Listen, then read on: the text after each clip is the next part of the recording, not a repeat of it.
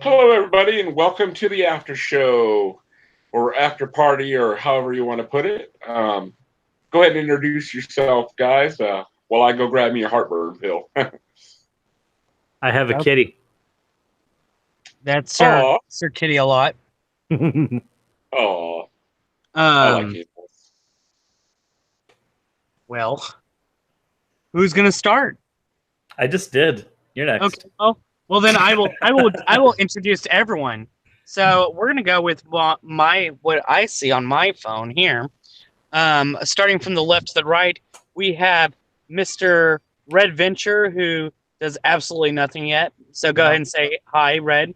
Yep, I'm gonna do nothing. We got Faithless Southerner over here. You know, he also does nothing. Let's just face it. It's okay. Pretty much. And then we got the Holy Mole there, Unholy Mole. He he does some things every now and Did you then. just imply his divinity? I did imply his divinity. You Holy just moly. you just assumed his divinity. Tumblr's gonna get on you. I know. And then we have this guy named Zach who has some kind of character on his for his profile pic. I have no idea what that is. I'm not cool enough, I guess, to know that. It's a little obscure. It's Jehuti from Zone of the Enders. It's one of those. I've been watching this since before it became still not popular, but a little bit more known. No, it's totally an Eva from Evangelion. Yeah, that's Oh. that's coming to Netflix, dude. I'm so excited about that. I wish I had Netflix.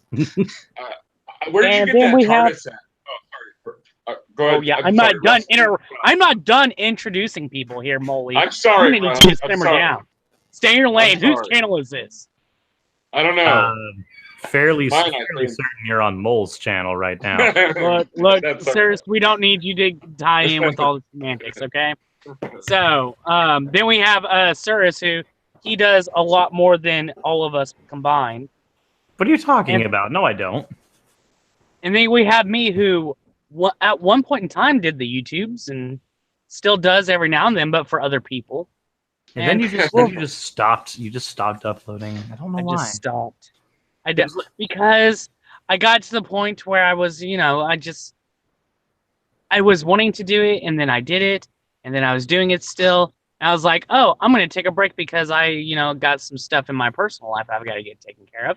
So I was doing that, and then I was like, oh, I just lost momentum. Yeah, And no, so now never I'm- take a break. Yeah, and so now I'm trying to gain that momentum back. Yeah, that's taking a break as a trap. It is a Yeah. total trap. You're gonna do Yes, a it is. you're gonna do a Sunday response. Frustrated. Get yourself back on that algorithm. What response? To Sunday. You didn't see that thing blow up on Twitter between Keemstar and him. His Pascal's wager video. Oh no, I did not. Oh God, Pascal's false dichotomy, my favorite. Oh, the Oh, bad. yeah. What? I figure it's a good idea. I mean, this guy's got 9 million subs. He put out a video about it. Get his name in the thing. That'll help you out. Talking about Sunday, does anybody have any ideas for the coffee stream tomorrow morning? I thought we already discussed it. Yeah, I thought it was Peterson, wasn't it? Oh, it was Peterson. Oh yeah, that's right. We're talking about Jordan Peterson. I forgot. So Hey, and I'll actually be able to be there. So Oh, a discussion about Jordan Peterson. The only time anything coherent will be said next to his name. Look, see, well, what we first have to do is we have to look at every individual word. We have to figure out, does it really mean what everyone thinks it means? And never define it. And now we're moving on to another part. Did you know that this fictional book tells the truth about atheists more than anything else?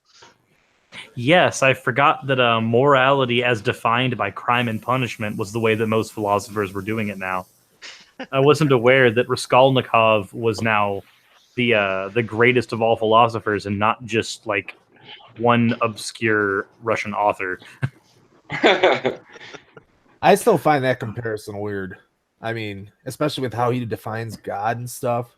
Sorry, But I'm Red. sorry. Dostoevsky, not Yeah. Raskolnikov. Yeah, Raskolnikov was I the was character. Yeah, Yeah, Raskolnikov he was a character. But Red, can you even have an opinion? Because have you cleaned your room yet? No, I haven't. You have to I'm start by somebody cleaning that your room. Mess. I'm somebody that's actually I've watched all of his lecture series, all of the college courses, 2016 and the 17s, all the biblical series, practically everything he's ever done. I've watched. So I've got a little more dog in the fight than most do. I haven't finished Maps of Meaning yet.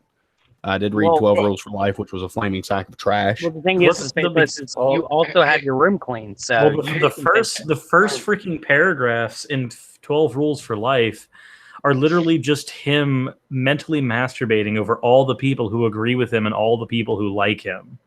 Yeah. No, 12 Rules for Life was probably, I would say, the worst thing that he's ever put out. Maybe except for the biblical lecture series. Are you sure that his interview on enforced monogamy wouldn't rank up there? Yeah. Oh my god. And Let's start with what I didn't mean. No, Mr. Peterson. Let's start with what you did mean. Nah, I don't know. He's a mixed bag for me. yeah, and I've seen way too much of his stuff. I've been subscribed to Friended for a few years, and that's all he puts out anymore is Jordan Peterson videos. That's because Friended has a mouth that is exactly shaped as Jordan Peterson's cock. Yeah, As it so turns out, not only is that the case, but the irony of the puddle argument is not lost on me after that point. Was the mouth always shaped to Jordan Peterson's cock, or does it just happen to conform to it? Well, that depends on what you mean by mouth and cock, really. it evolved that way. And let's just proceed as if it was never defined. So what you correct gotta Peterson think about it fashion. is it's the atheist's worst nightmare is all it is. And that's it. Just that. I believe you're misconstruing cocks with bananas. Oh, but no, both of them are the atheist's worst nightmare. But I hear Godless Iowan's all about logic and butt stuff. You can do I think stuff without a dick. Yeah, you're right. I know and you can can. do butt stuff with a banana as well. Yeah, yeah, TJ showed us that. just ask for comfort. Look, the atheist worst nightmare is this banana. Do you see it has 2 ridges on the front, 3 ridges on the back, perfectly ribbed to go right up my ass. Would have been a much more entertaining video. I bet Thor's really happy with that banana. Ray Comfort is the most intellectually dishonest person. Like you know how the Living Waters videos where he's always like, "Oh, I convinced this atheist." Them aren't atheists he's talking to. Them are like people. They're that are just, nons. They're religious nons. Yeah, they're not. I bet you they've never really put any thought into it at all. Yeah, that's know, what I was I going to mean- say is that they're people who have not really thought about religion, so they don't really discuss it, or in that case, even know exactly what the hell they do believe. So they're just like, nah, I'm not religious at all. Well, and typically what happens in his videos too, and you can maybe it's just because I've spent way too much time in the fucking editing room. It's easy to tell where he cuts people Yes. off. Whenever they have a pregnant pause, he cuts the Oh, like video. out of context. He cuts the video so that the pregnant pause is cut, and then he continues after their next pregnant pause with another diatribe. So whether or not they said anything in the interview, it doesn't matter to him. Whatever they said usually gets cut out in editing so that it can seem like he's mentally dominating these people. Right, and he And they're cuts it just out like, to make it.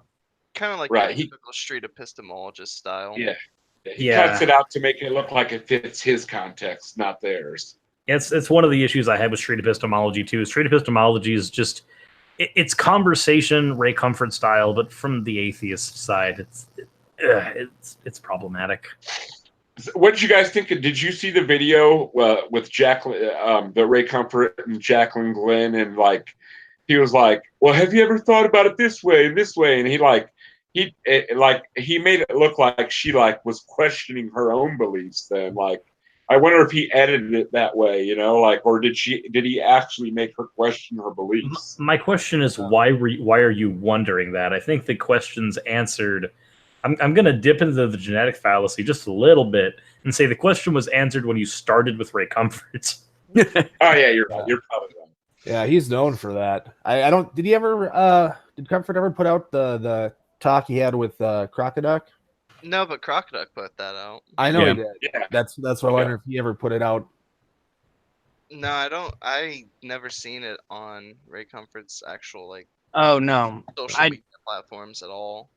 King Crocoduck had it on his, and he sat there and sat right side by side with Ray after he did, where he normally does is for his things is he has these atheists go and stand up on this little podium thing and ask them, of course, his little lines of questioning. Have you ever stolen anything in your life? Have you ever lied? Have you ever done this? Have you ever done that? Well, that makes you a thief. Well, that makes you a liar. And you know what happens? You know what thieves? That makes you a lion thief. It's a sin. And you know what sins do? They make you go to hell.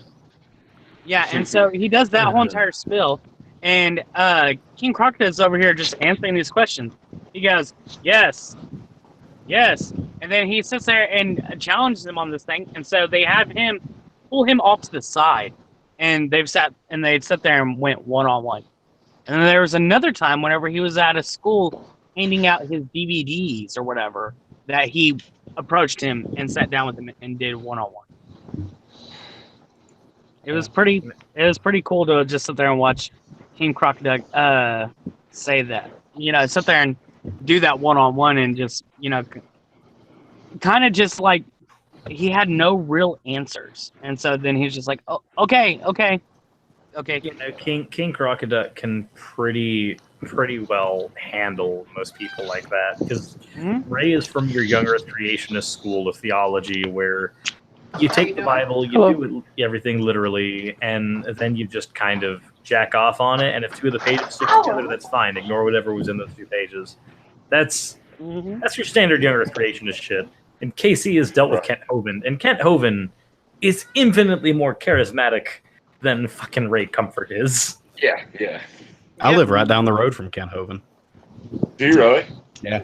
I'm That like, close? yeah, I'm about 30 minutes away from his new Dinosaur Adventureland or whatever. Before my Are you grandparents... Are you going to go check it out? I had a friend of mine who is he's a good friend of mine. He's a theist that went there, not knowing really who Ken Hovind or what was. And so he came back and he was like, "Man, have you ever heard of this?" Because we talk about atheism and religion and everything else. He says, "Have you ever heard of this dude, Kent Hovind?" And proceeded to tell me like what a crock this this thing was. So no, I haven't gone yet. We can get away. But I might. I don't know if there's an admission fee. I refuse to line his pockets. Remind me who Kent Hovind is. Well, just go on down to Adventure Dinosaur Land. And then We'll have you out here. We'll put you to work. We'll put you to work. And remember, the Earth was covered with the water, and the water around the Earth killed all the animals. And then there was a land bridge between the Middle East and Australia, and that's how the animals got over the water at the end there. And there was an olive branch there, so there wasn't enough water to stop all the animals from coming back. That's a great impression. Hey, sir, I'm going to just stop you there because you forgot about the water that is separated by the firmament. Yes, the firmament up there, but the flat earthers The are ice wrong. canopy. The only thing you forgot, Suris, was the every fourth word.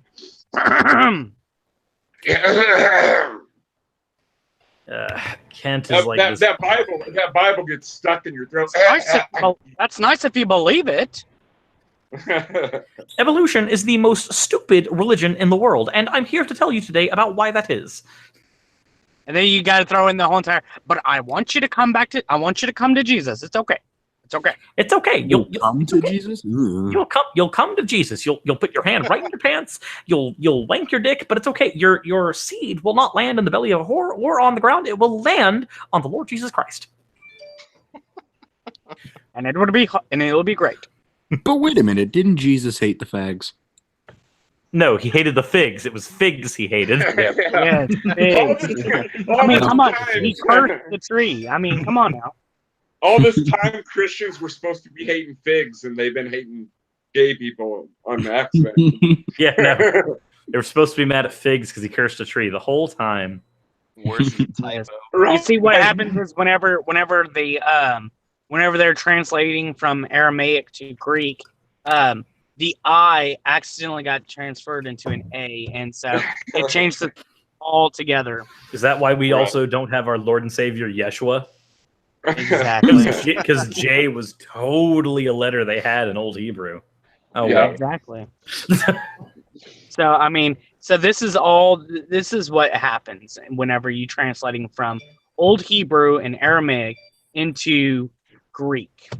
It's a bad time. It's all it is. You go from I hate this particular type of fruit to I hate all of these fruity individuals. Exactly. This is some top tier exegesis right here. and you know, people in the Middle East name Mark. Yeah, somehow you went to the Middle East and you found a whole bunch of guys named after like middle-aged white dudes. Okay. Yeah, there's all kinds of Lukes over there. Luke El Hazajabazabin and and What is- Mark and Sir, what is your John. name? My name is Lachalash, or you can refer to me as Jacob. I finally found my knife that Pam destroyed. Oh Would yes, I think you showed us pictures of that. Yeah, no, the knife that got melted by the wire that she Ooh. cut into. Ugh.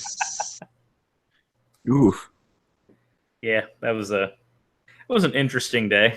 Yes, it was. Rip Studio Light. I have one anybody of those, and I'm yet to destroy it.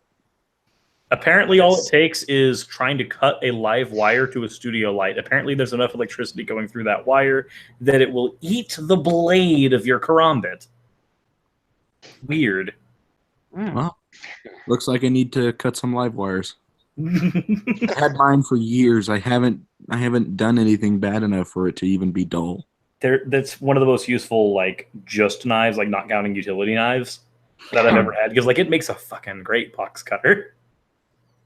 Yeah, that's what I use mine for. Oh, yeah. And to, cut myself when I'm being stupid. Oh, yeah. There was actually a time where, like, I was using it to cut through some vines because I was going out in the woods. And, like, I closed my knife, and I had my thumb here still. So when I closed my knife, I just bit a chunk right out of my thumb. And I was like, oh, God, no, that is a horrible feeling. Now, karambits are fun. They're also very, very dangerous. Yeah. My friend got annoyed at one of our neighbors, and he grabbed the closest thing next to him, and he threw the fucking karambit at him. You don't want to do that. That trigger mechanism right there, it is very touchy. That's what I told him. Like, karambit trigger mechanisms are not to be messed with. They're very easy. Like, that's only a minimal amount of pressure. That pops right out. No, don't throw it. That's bad. You're gonna get somebody hurt. Yeah. Lordy. It's almost like a switchblade. It is almost like a switchblade, except that the spring mechanism that causes that, actually, it's not even really a full-on spring mechanism that does it. There's like one little sheet of metal that holds it. So when you're holding it down, it's under pressure, and that sheet of metal explodes, as opposed to the spring mechanism you find in switchblades. Also, with the switchblades, the blade pops out front, whereas in these, it pops out. No, I was just talking about curve. sensitivity. Yeah, no, the sensitivity's up there. I've had one of these engaged in my pocket before, and like I'd sit down, and then just like the curve, the hook part would just like bite into my side, and I'd go, "Wait, ow! What is that pain? Oh God, my knife engaged." That's why that's one of the reasons I'm glad that karambits have the belt loop on them usually, so I can hook it there and not have it randomly auto engage in my pocket. The killer who got himself killed, he accidentally killed himself using his shitty karambit. Yes. trying to rob a bank. He stabbed himself in the leg. He tried to pull it out of his pocket, ended up just slicing his belt on accident because he's an idiot and had it auto-engage. He cut his own dick off. It wouldn't be hard to. Like, if I'm in Three sweatpants circumcisions? Nice. I'm in sweatpants right now. How far the pocket goes down, you could actually have that knife engaged pretty close to your family jewels. Oh, You could put some change in your pocket and just be like, whoa, what kind of crap you got going on in your space? Oh my god, I've actually had have you ever had coins get stuck in the actual blade? So when you try to click it, the trigger doesn't go, and you're just sitting there like, what is wrong? Oh, it's a quarter. There's a quarter in my knife. I've gotten a rock stuck in it. Took me a few days to get it out. Never had a rock stuck in one. It's almost always exclusively been change. So I just told Atheist Rationale to go check out the deconversion stream because the bomb you dropped. And now he's going to be listening for an hour, just like, what bomb is he talking? And then it's gonna hit it, and it's gonna be like, oh my god. Aloha Akbar. Aloha snack bar. Aloha snack bar. Hello, snack bar. It's Aloha cock bar. Shalom alaikum. I'm a fatty, so everything is hello snack bar to me. I would I really resemble that remark. Well, I would you love are a snack big. bar. Yeah, I really would love a snack bar. That would be delicious right now. Yeah, I just got done eating an entire bag of sunflower seeds all day, and I'm like, it fills me, but I'm like, I want food. I actually just ran out of sweetener. I normally drink sweet tea all the time, and I just ran out of sweetener. So what is in this cup is the last sweet tea I have until the 7th. That's not comfy. What tea do you have? The tea that I have is just standard Dollar General tea, just standard black tea. But sweetener, I can't have sugar. I have a lot of diabetics in my family, so I actually just have sucralose, which sucks because it's more expensive. It also sucks because I can't go down to the dollar store and get sucralose because they only have the little packets. It's not enough to make a gallon of tea with. No. Right. Not very comfortable. Not fun. Sucralose. Well, see, that's why you just drink tea regularly. No. Ew. Absolutely not. I am from the South, sir. I can handle watery tea, but I cannot handle unsweet tea. Roll I Tide. know. And then don't you dare tell us if we ever go up north and we go to a restaurant and ask for sweet tea and say, well, we have tea and give you packets. No, that is not. It does not dissolve properly. It is not. I will That not is- do that. That is a cardinal sin. That's okay though. And- I hate restaurant tea because I can't control how much sweetness is in it. Yeah. So I don't. Well, just I- here up west, we say, hey, we want regular tea. No, we get a shit ton of sweetener in it. You know, Nope, we can't get regular tea here. that's how McDonald's tea is also super fucking sweet. Mhm. That's like liquid diabetes. That's There's- diabetes. There's so many. You'll get it one of two ways at restaurants. Either you will get it so sweet that you are just going to get diabetes with a sip, or you get it to where it's like, I asked for sweet tea. Oh, that is sweet tea. What? Tell you what, I'm going to conduct an experiment where I get a Brita water filter, and I just put some McDonald's tea in it and see just what the hell is in it. You probably don't really want to know. It's gonna be 90% sugar and about 5% water and 5% tea. So I used to actually work at McDonald's, and I've made their tea before. The method they use for making their tea is they have these tea bags that are this big, probably the equivalent of maybe. Trying to think of how many family-sized tea bags you'd fit in one of those, but a lot, like Like one Book of Mormon's worth of tea. That's how much. Dude, get that thing away from me. Yeah, sorry, I You're forgot that I supposed have to be one shit of the over here. heathens. Why do you own one of those things? Because they gave it to me for free, and I'm not going to take down a free book that I'd love to do an entire video on. I also own a Book of Mormon that I got given to by free as well. They showed up at my house and were like, "Take this." Sure. I always I don't thought get God- given free things. It's Jesus's adventures in space. I mean, come on. I see that you also have wonderful taste in YouTube mics. So I haven't started my channel yet, but I've been laying groundwork. But very soon I'll have a YouTube channel. Hopefully by next weekend I'll have my first couple of videos out. I would highly nice. suggest getting one of these arms for that microphone. Oh, That's there you a go. shotgun mic, right? That's what that's called. It's Shotgun. no, it's a Blue Yeti. Yep. Ah. It's a Blue Yeti microphone. Why is it blue if it's silver? That kind of stuff myself. I haven't really decided on anything. No, These no, are- the arm is called a boom. It's called a boom Yeah. mic. It's a boom arm. I thought you had just the stand because of where it was sitting. I learned very early on that the stand causes you to hear this all the time. Yeah. It like picks up every single freaking vibration. Mm-hmm. So Which shock mount do you have for yours? Because I'm not terribly happy with mine. Mine, I'm not super happy with mine either. Mine's a $15 one that I got off Amazon. I can send you the link to it if you want. But it's just attached by this tiny little mechanism here. Yeah, I've got an actual shock mount, but it doesn't. I don't know. I'm not as happy with it as I was hoping I would be. I've just having the pop filters and the arm itself has been fine for me. I haven't necessarily needed a shock mount. But the arm itself, it seems like this arm is starting to go after only like 6 months of use.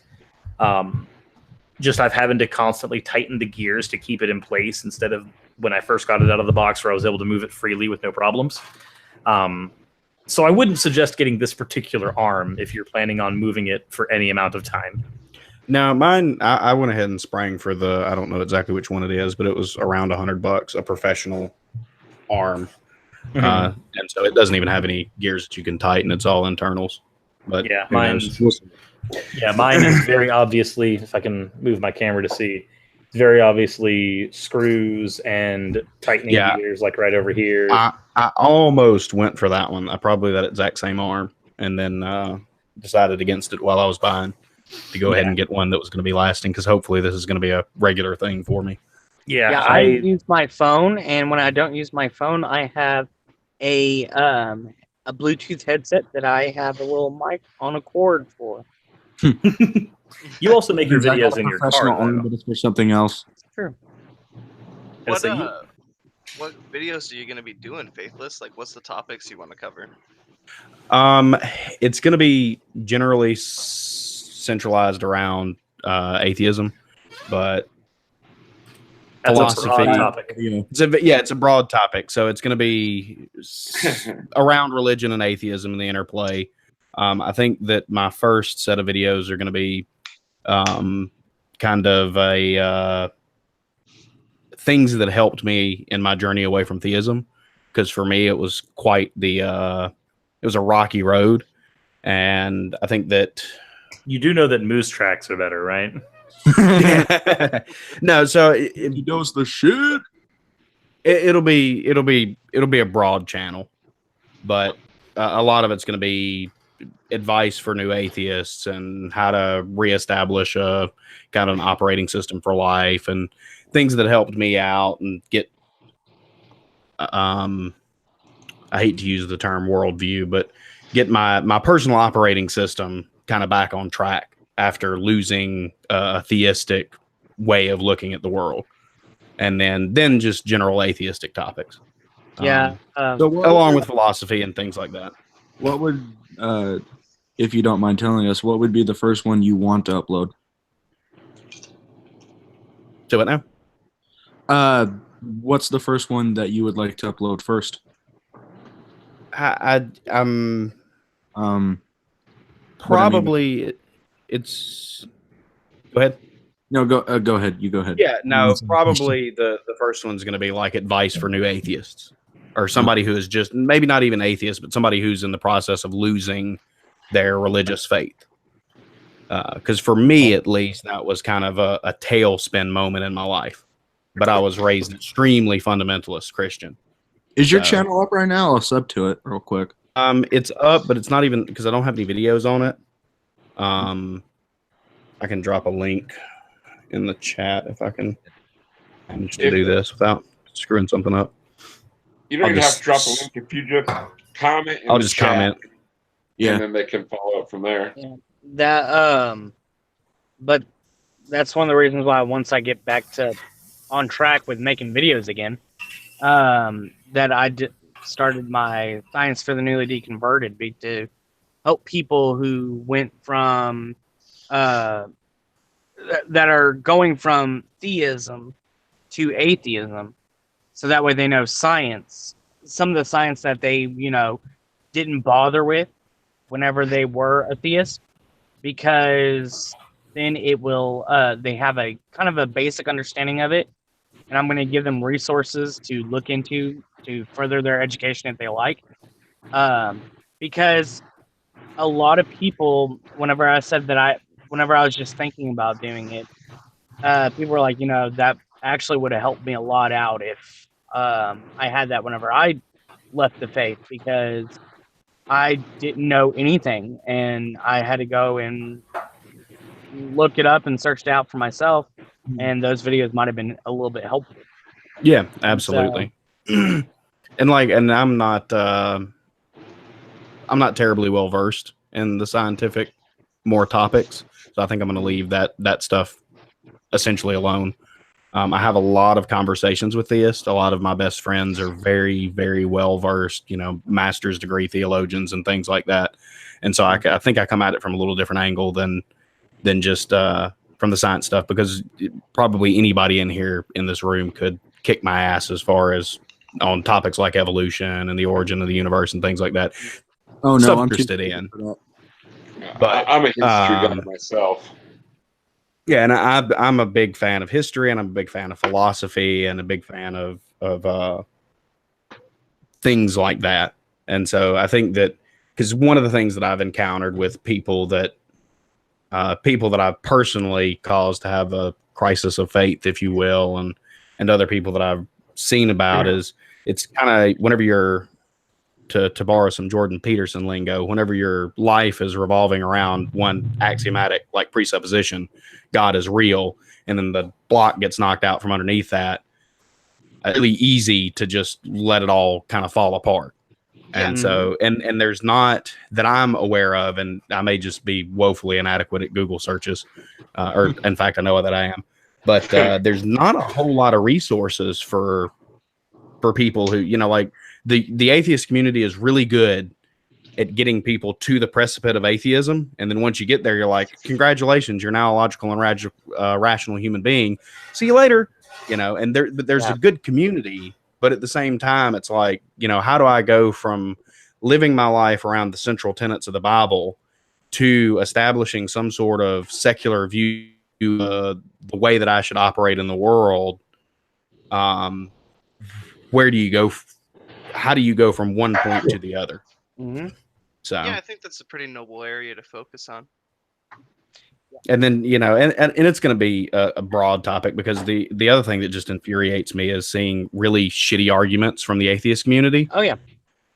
Which is probably going to get me ostracized. Oh, no. Like, I want to be liked. No, trust me. Even Suris has a video that's I've seen that one. Bad ones. Yeah. Yeah, and a lot of the things that he said are things that just frustrate me to no end. Yeah.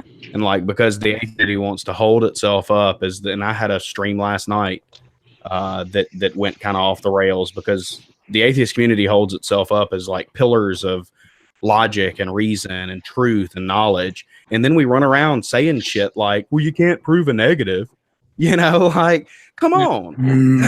Not only that, but then you have people who will sit there and bash on religious people for doing things like groupthink, and then at the same time will bash you because you didn't agree with them on something that was pretty much basically because they were an atheist and they said it. Yeah, and Right. this is the thing. Like somebody said, well, I'm an atheist. I'm recently an atheist, so my brain is now awakened. And then in the next sentence said you can't prove a negative. And it's like, no. I mean, there are thousands of theists out there that aren't as logically impaired as you are. And like, not that I'm a paragon of philosophy or anything like that. Like the Stanford Encyclopedia of Philosophy and the Internet Encyclopedia of Philosophy are like my crutches at this point in time because I'm kind of stumbling my way through, reading. It's the same thing I do, and I've been doing philosophy on my channel for months. Trust me, it's fine. You're still learning, And so, but it's one of those, it's like we, the atheist community at large, repeat so much bad information and like faulty reasoning, like on par with people that are like, well, the earth's flat because water doesn't bend. It's like, come on, guys. I agree with that because whenever I first became an atheist, because of the repeating of bad knowledge, I actually, for a good while until it was pointed out to be complete and utter bullshit, and I've said this many times on other streams, but I fell victim to the zeitgeist movement. We talked about that during Unholy Molds. Yeah, we talked about that last Sunday. Remember how we don't always agree on everything, and I think a lot of people are afraid to admit they don't know something. I myself, I'm not afraid to admit I don't know something ever. I mean, I can't learn if I pretend like I know everything and I'm a know-it-all. How do I have any chance of learning something new? You know what I mean? You got to listen to other people's ideas. Yeah, and you got to enter in arguments and get your teeth kicked in. Like, and I've had my teeth kicked in by so many damned theists, those poor ignorant people that we just look down on because we're so high and mighty in our truth and knowledge, Right. But whenever you're arguing with a guy that has a PhD in theology, and it's like, but losing the arguments is what compels you to sharpen your point. But the worst part is when you have somebody, and I don't want to name names for obvious reasons.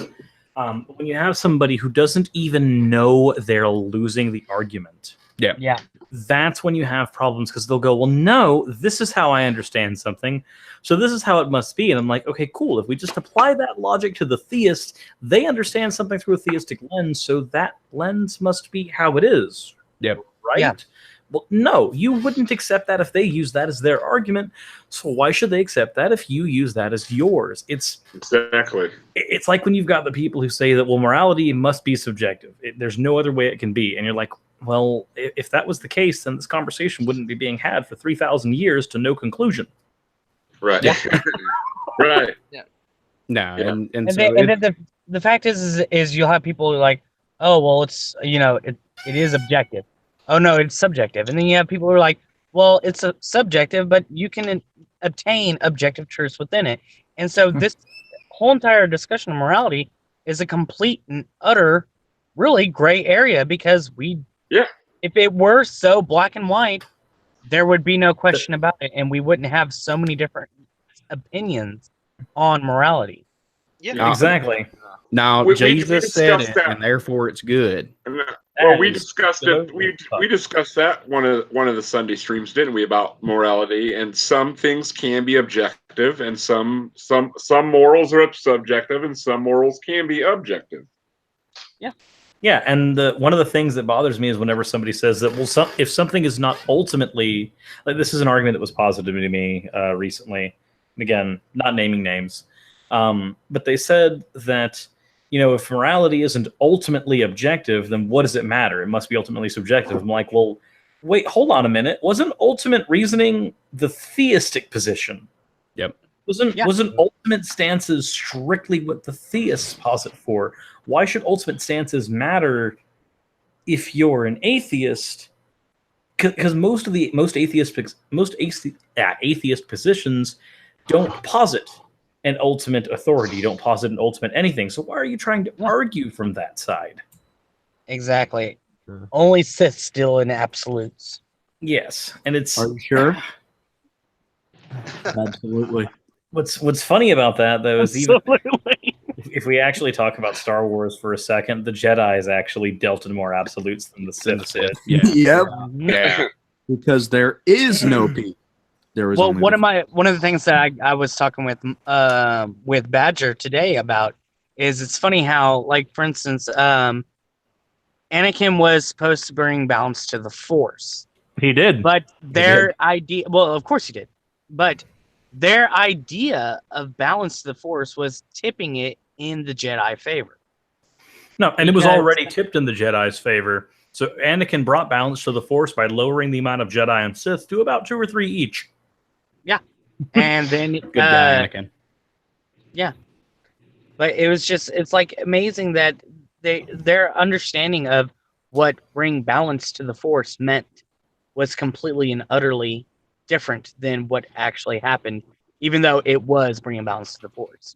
Well, if I can chime in on this one, it's a little bit more nuanced than that because, like, if you watch the Clone Wars animated, there's like a nice little bit where they go into this like actual area of the Force with like a father and a daughter and a son, and they're all supposed to be Oh, the Mortis gods. yeah, the Mortis gods, and like you can think about it in a different way because like the Jedi aren't always necessarily about like the light side of the Force. They just ended up being that way because most of the galaxy, because the Force itself is just the connection between all things, and during high periods of war, lots of people churned towards the more emotional aspects, which is why the Jedi were more focused towards the light. But like, if you look at say Mace Windu, his entire fighting style and his way of being a Jedi borders on what most would consider being a Sith. Well, the Vapad style that he uses doesn't even exist without dipping your toes into the dark side. That's the entire idea behind the 7th form of lightsaber combat.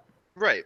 And so that's the whole point, is that like you know, the Force isn't just the Force wielders in that regard. It literally is the connection between everything. And that's why the Jedi had such an emphasis on the light, is because they were surrounded by war and lots of negativity in that regard. But the Jedi themselves are not necessarily light obsessed. Well, They're that's more why, like, balance and control. that's why if anybody's read the Darth Bane trilogy, for instance, the Sith over time, like the longer the Sith existed as an organization during times where it didn't rip itself apart, if the Sith organization lasted for long enough, it started to mirror the Jedi organization. Right. Like, all of their philosophy ended up being nearly identical to what the Jedi ascribed to. They just were willing to go a little deeper into the Force than the Jedi were, because Force choke, Force lightning, stuff like that are not things that the Jedi like to use, whereas the Jedi prefer the healing arts, and the Sith wouldn't delve into that because they had this idea that for some reason you shouldn't go to one or the other, even though they're both useful fucking Force talents. But during the Darth Bane trilogy, Bane researches like all of the old Sith lore and deals with some of the lore from Revan, and through that he realizes that no, the Sith ultimately, the longer they're allowed to be alive in the way they are, they start to just parody the Jedi. That's all they do. So what you're saying is that we need a Jedi who can deal in both the healing and the Force choke. So Mace Windu and Qui-Gon Jinn, got it. Yeah, I don't want to sound. I'm more of a Star Trek fan, but I want to ask this question. Well, we don't stupid. care. No, I was just going to ask: is there like an in between, like a Sith and a Jedi? Is there like a middle A ground? gray Jedi. Right. Yeah. A gray A gray Jedi is Jedi, the in okay. between. Okay, that's what I was. So asking. if you were to compare them to another thing, they'd be the ones who like emotion in Futurama. I don't feel strongly one way or the other. The Well, like, neutrals. That's why Qui-Gon Jinn in episode 1, even though he should have been on the Jedi Council for all of his knowledge and skill, he never could get on the Jedi Council because his philosophy was directly just juxtaposed to the philosophy of the Jedi Council, because realistically, he was a gray Jedi. He just happened to be in the Jedi Order because that's what you did at that time. Like during the time of the Old Republic, you had gray Jedi, you had dark Jedi, which are not Sith. They are just Jedi who are incredibly self-serving. They become... Weren't they? I thought they were Jedi who were exiled. They're like not outlaw necessarily. Jedis. If a Jedi is exiled, they don't necessarily become a dark Jedi. It's when a dark Jedi starts using their powers to become a self-serving entity, they become classified as a dark Jedi. Right, like Ahsoka's an example of an exiled Jedi that doesn't necessarily become a dark Jedi. Mm-hmm. What are you eating, sir? I am eating a beef and rice dish where the beef is cooked for about 20 minutes in a sauce that is made of soy sauce, brown sugar, sesame oil, ground up starting to inhale it. Ground up garlic, ground up ginger, and ground up red peppers. Sounds pretty good. That sounds. So And my only sprinkled with question fish. now is, why did you not send me any? Well, I'll tell you what. The better question is, why did I not give Godless Iowan and Mrs. Snarky the recipe after I made this for them at their house? Well, that's because they're Iowans. Let's leave the Iowans over there. It's because I'm good, but I'm chaotic good. You should have given. You should send me some. Is what I'm saying. Do it now. I'd love to, but this is the last of it that I have. No, Piggy. And isn't there like 4 states in between you two? Yes.